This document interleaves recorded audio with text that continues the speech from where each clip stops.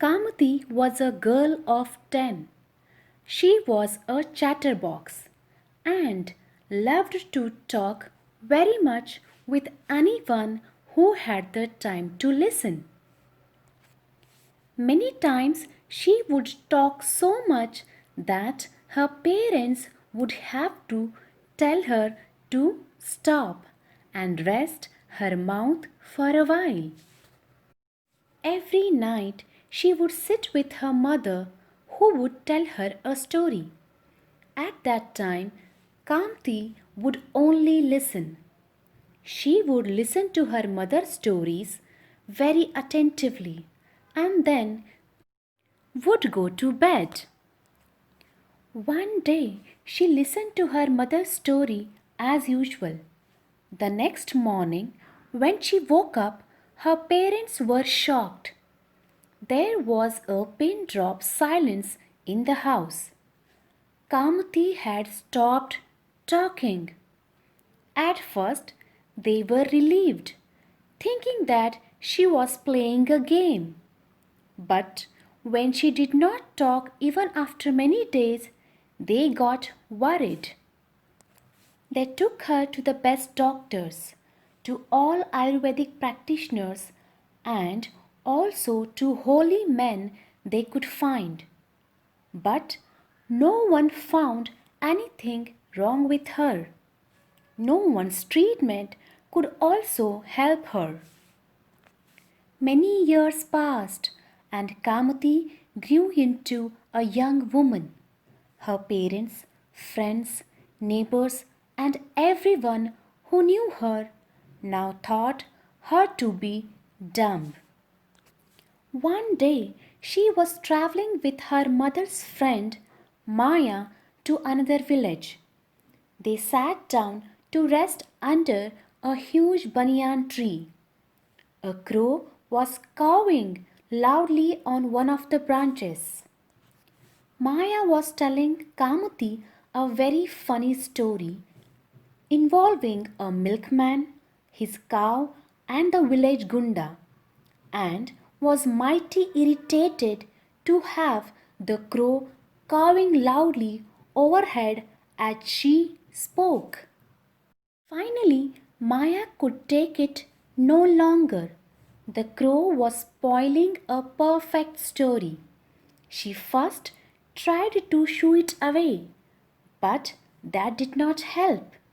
Then she picked up a stone and threw it at the crow, thinking that would make it fly away. Instead, the stone hit the crow and it fell dead. Maya was horrified. She had not meant to kill the bird at all.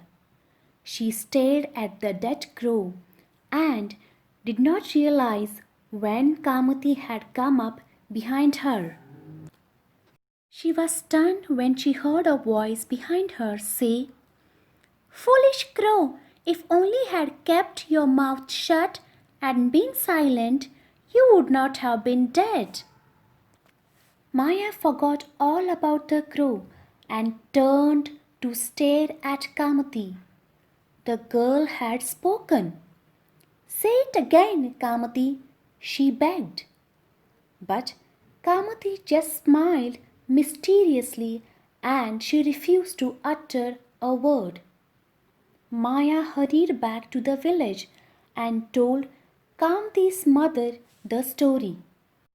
Now, Kamati's parents begged her again and again, "Oh dear daughter, speak once more for the sake of your parents."